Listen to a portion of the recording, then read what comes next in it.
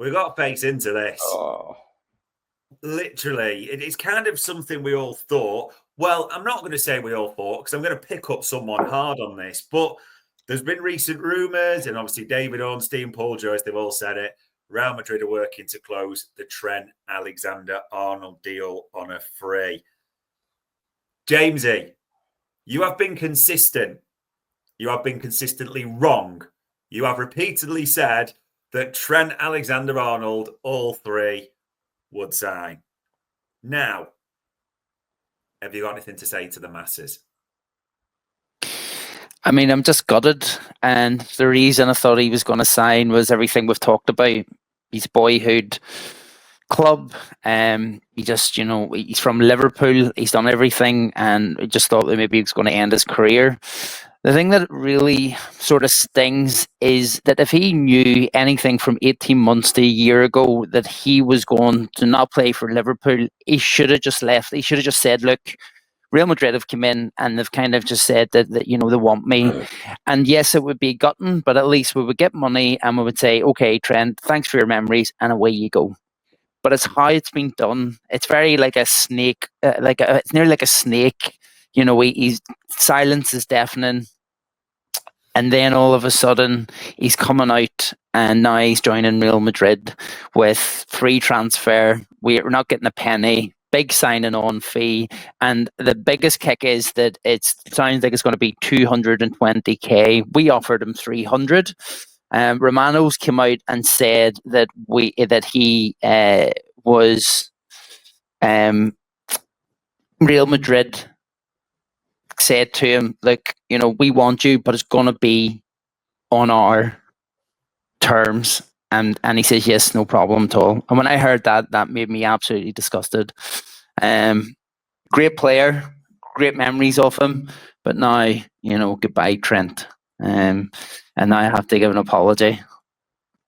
Well, it took a long time, but I'm glad you finally said those words at the end. I think that was well warranted. I mean, Mark, there's various suggestions. Obviously, we've had different journalists on pods that are saying there's a huge fat signing on fee also coming Trent's way, as well as the wages on top. So he will be very well compensated for this. But James said it, there's strong feelings around this. Like the steak emojis going around with hashtag 66. I know we've all seen it.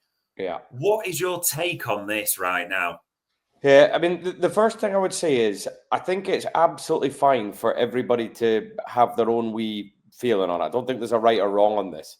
It's, there are two completely separate angles on it. One is, he's kind of done everything, achieved everything, earned his right to do whatever. And yeah, that's absolutely fine if you think that. My own personal take is it kind of, I think we're almost spoiled by the fact that Steven Gerrard existed. We're almost spoiled by that. He kept the idea of this kind of special thing about Liverpool standing alone and being a place that, someone could properly want to play for despite it all. And I think Trent has done things through his career to try and link himself to Gerrard and I mean, openly said that's his hero. And we've seen him in interviews saying things like, I can see myself staying here forever, all these different quotes. And I can't help but feel betrayed by it. Can't help but feel hurt by it. I think he's an amazing player. I've loved his journey so much. Everything literally from game one. I've loved it.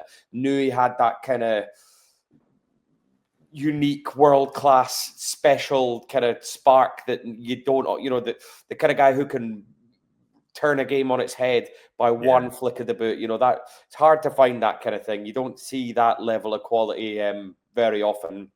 But the things that kind of disappoint me most about it, I actually don't give a shit about the money. I really don't. If anything, if it's a lesser contract, that says more to me that it's kind of just about the next step in his journey rather than about seeking riches, that he didn't put money ahead of Liverpool. He's putting a genuine kind of wish for something else. And, I think there's something in that. But the bit that really bothers me is, in my view, he's known this for at least a year. They've clearly been trying to negotiate with him for some time now. And he's always obviously had this somewhere in his mind that this was possible or that he wanted it. We know what Madrid are like. They do this time and again, whispering to players, having them wait. And is happening again.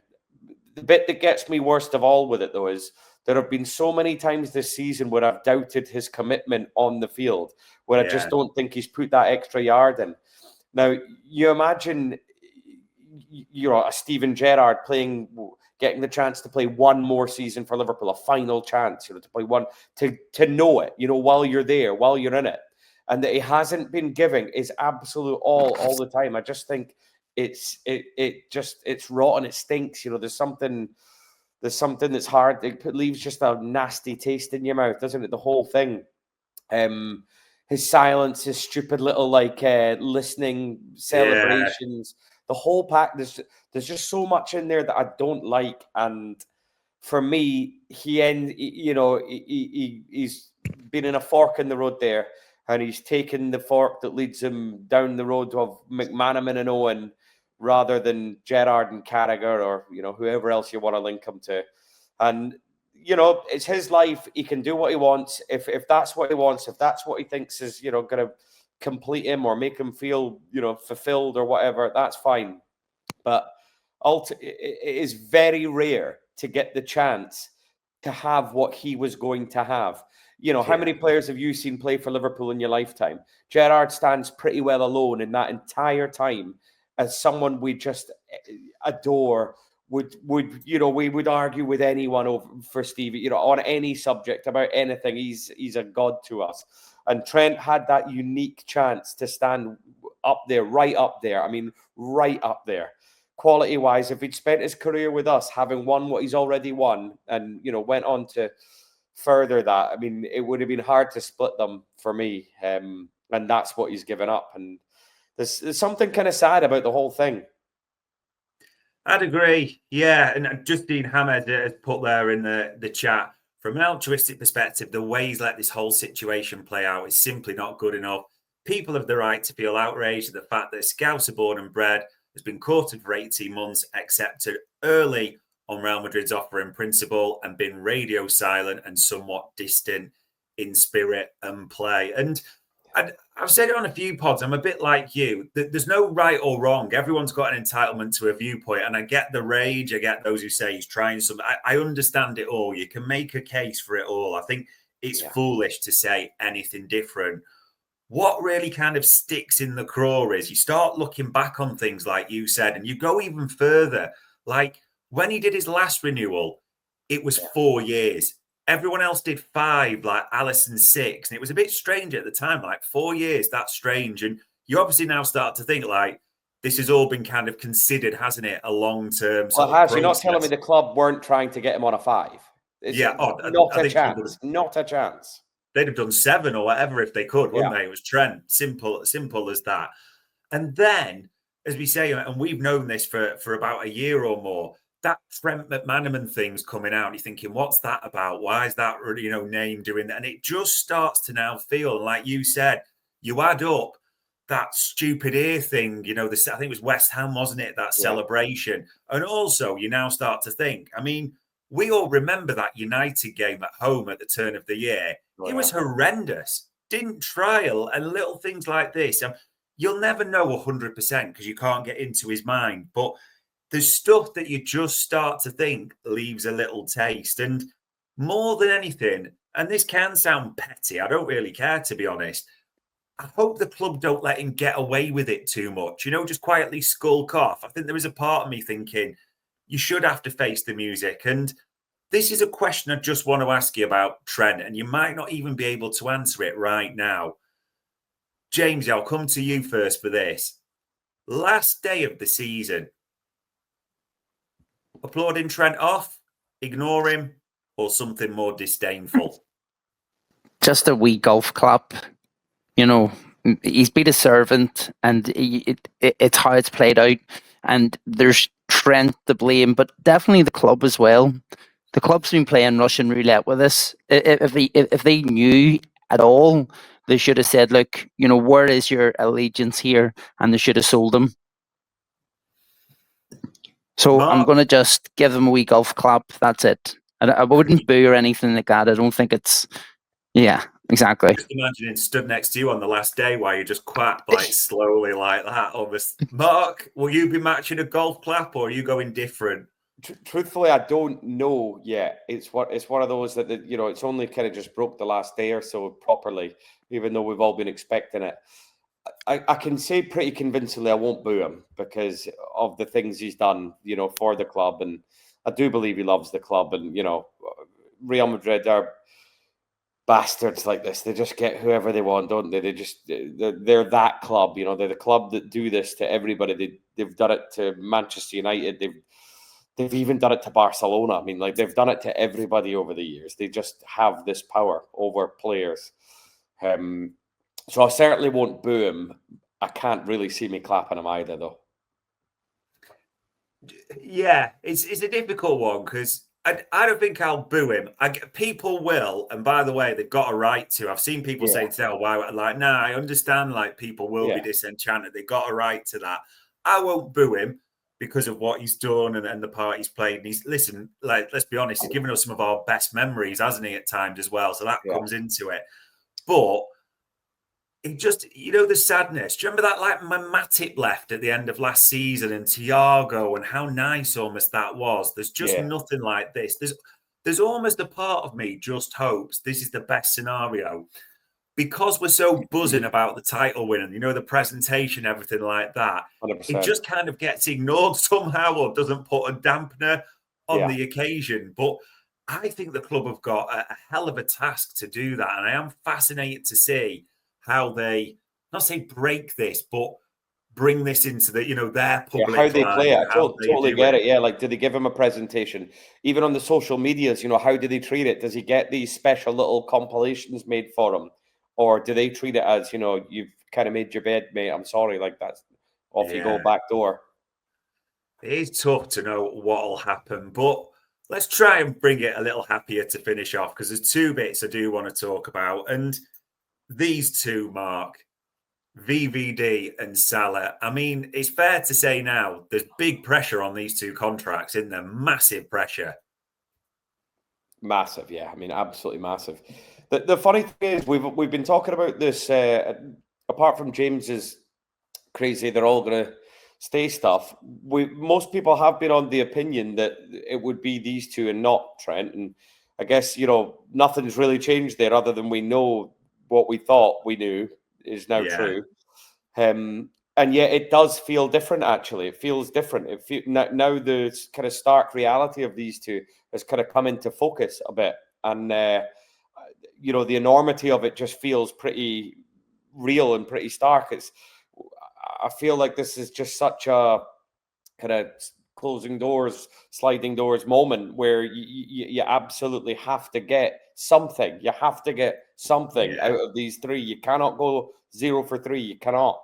I mean, genuinely, to me, guys will lose their jobs over this. Like Hughes, to me, someone doesn't survive if we get none of them. I think, we have a very understanding fan base as far as not demanding signings and this and that.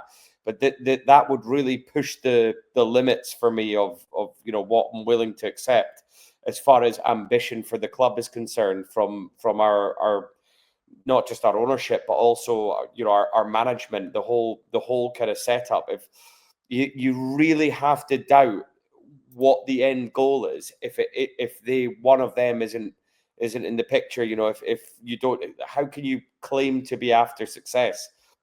With if you do, you could make the argument for Salah going maybe that his legs are just not quite what they were or whatever, but there is literally no argument for Virgil. There's nothing. He's the best in the world. He hasn't shown any decline at all. He just looks at the peak of his powers still. He's the captain. He so clearly wants to stay.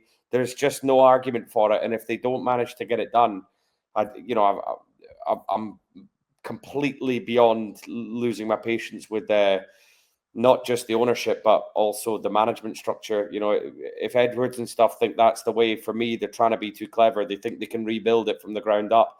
It's really, really hard to strike gold like we have struck over the last decade with the likes of Alisson, with the Van Dijks, the Salahs, the Manes, the Bobbies. It's really hard to do that. And if they're foolish enough to think they can just let them all go and build it all again in the next 2 seasons, I think they're in for a really rude awakening.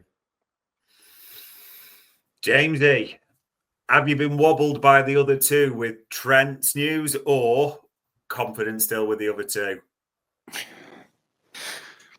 I mean, it didn't look good, obviously, Van Dijk talking to Campos and Khalifa. That wasn't great. But again, if you remember the remark that he said, which was quite funny, Van Dijk, it's not League One, bro, which again says, is that the peak of his powers? So, is it a Farmers League he's going to go to? So PSG, there was rumours of Munich as well. But I honestly think that now Trent, the dust will settle, and I think those two will get done. I think it's a priority, and I do agree, Mark, like Hughes needs to go if they aren't done, because it's just inept. That's all it is. With the three, how they've been dealt with the contracts. So hopefully we can learn from this and move on. But I do think that Salah and VVD will sign, yes. The bit I'm struggling with is what will change. Like, why will it happen? We've been on this long road for so long. What will change from those months to now? What has changed? What will change? Yeah. It doesn't feel like anyone's in a position they feel like moving from. It feels like they've both dug in, and I just don't, unless Trent not signing, and now the awareness of kind of what's available is more, more crystal clear, as in we couldn't do 3 on that level, we can do 2. Maybe there's something in that, but I would tend to think they already knew about Trent 6 months ago. So I don't know. This is what I'm struggling with a little bit, because to me, the pressure ratchets up now on the other two. And by the way, Rami will be aware of it for Salah, and so will VVD's agent. They'll be saying to them, well, you lot screwed now, aren't you? Because basically we know you've got that extra wage freed up. And basically our clients, we can, if we take our clients away, you're facing a revolt, aren't you? And we often talk about things like the FSG outshouts and the crackpots and all that type of thing. And it's people have got opinions, but they are often looked at as the end of the fan base, shall we say, or the strange end. But if all 3 of these go, some moderate people will move into that camp big time and go like, what the hell is going on? But yeah, I'm a bit like you, as like, to me, and it's never this simple as I'm saying this, people, but you take Trent's wages and you give them to Mo and Virgil, and you get it sorted, and everyone's just happy, and you're just like, be up a split. I know it never works that way, but yeah, we've got to hope for some happier news. And I'm going to try and finish this pod on a happier news for those that have, not drinking bleats at this stage from what us lads have been saying. But the links recently, boys, I'm not going to ask you for full detail, but give me a couple of names you think from what you've seen recently are proper links, not paper, not nonsense talk, not rumor, who you think generally you're looking at and excited could be Liverpool players. Jamesy first. Like, excited, I would say Kirkes is probably the most one that kind of excites me, because there's a lot in the stratosphere at the moment. But again, the one that's linked, and I think, yes, this could definitely happen, would be Kirkes. Mark? I mean, I think Kirkes is the most likely, as in the one that's been lingering the longest, the name that's been around the longest. As far as excitement, we did Cunha, Semenyo and Isaac last month when we kind of talked about the names that were around at the time. I think Isaac has stayed quite a strong name, from then till now. That's a full month. He's still lingering as like one of the head ones. Massively excited by him. I would love to sign him for very obvious reasons. I guess with the Trent news, there's been a few right backs going about in the names. Frimpong's even out there. Yeah. Kind of interesting. Frimpong, another potentially not great defender, playing at right back, who contributes massively in the other direction. I actually imagined we would go a different way than that and have a solid right back, and try and make up for the lack of what Trent has, because there is nobody quite like him, by being stronger at the back. But who am I to second guess them all? Overall, Frimpong, I think, is a pretty exciting one, though. There haven't been too many links to Baliba lately, but I remain kind of hopeful in that department. I still think someone like that, as we said, Grav's tiring. I still think we could use some help in that position. A few wide forwards obviously are getting linked, but I think it's so complicated our summer. It's going to come down to who goes ultimately more than who we bring in. If you lose your Diaz's, your Jotas, or whatever, there's going to be a combination of people leaving that is really hard to predict. And I guess all you can look at is the certainties coming in positionally, which now looks like a right back, a left back, and probably a striker. So I think those are the three to be most focused on at the moment. I think that if Newcastle don't make Champions League, we've got a real chance of Isaac. I think if they make Champions League, I think we don't have a chance. I think they're just too wealthy and too rich. And what do you want? Sign this. That's my opinion. Cunha, watched him for Brazil. Brilliant. Really just, how he knits the play and he runs into space, and his goal was brilliant, very clinical. His goal against us as well, he run us ragged. That curler was just fantastic, if you remember that. He's wicked fast, he's smart, he drops in the hole, he's very Bobby-like in kind of the areas he chooses to play. I really, really like Cunha. I think he would fit perfectly, assuming we keep Mo Salah next to him, as a kind of feeder towards it. But it feels to me a little bit more like we're going in the direction of replacing Mo's goals. Maybe not even for next year, just in the kind of long term, that we need someone who's going to bag more goals than Cunha will. And I think that's why the likes of Isaac are maybe ahead of him. Well, lads. Would you just my turn, James. No, it's my turn, James. You've had your full list. You are not a scout. This is my turn. This is my show. So, for me, I have a dream, and I don't know whether it's like Martin Luther King, a bit of ABBA, or even a bit of freaking Westlife, who knows? But I've got a proper, literally, I think we need players. We know we need players. We know different positions, like we've analysed that. I get that, all those points. Goals win matches. And the two things I'm looking for this summer as we move towards the summer is a bit of what you said, James, us to win the league. And I'm desperate for Newcastle to finish outside the top 5. Because if that happens, Isaac wants Champions League football. A player that good should be getting Champions League football. If you keep Mo and you get Isaac, our attack, unbelievable. That a good attack with goals like that forgives a multitude of sins. And yes, you'll need other players. You'll need a left back, no doubt. You'll need a rat and all that, no problem at all. But if you've got Isaac and Salah up top, or even Julian Alvarez and Salah up top, I just think that changes the picture of the summer so much. Massively. If we don't lose Van Dijk or Salah in the summer, and you add an Alvarez or an Isaac, we are definitely the bookies' favourite going into the season. We just are to win the title again. And, what isn't that the goal of the committee? Isn't that what we're after here?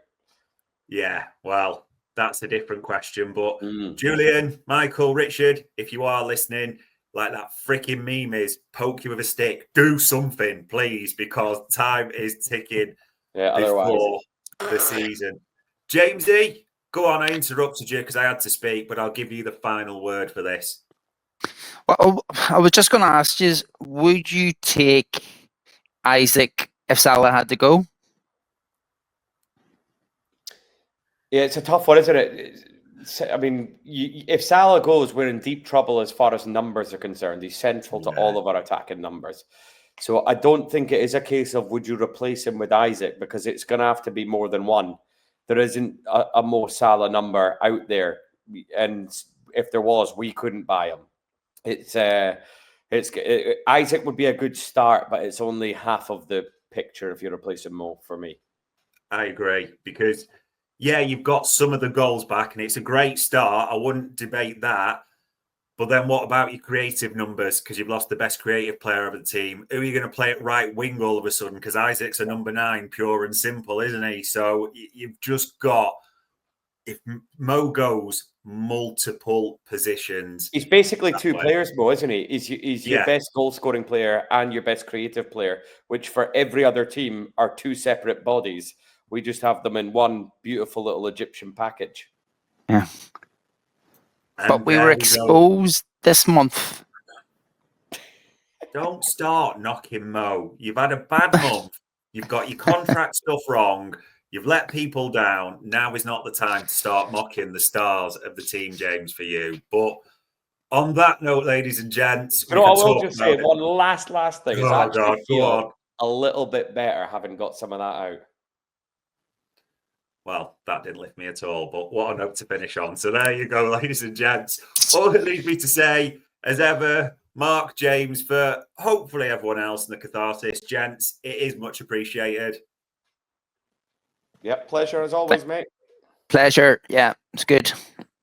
And ladies and gents, that was another red alert for Anfield Index.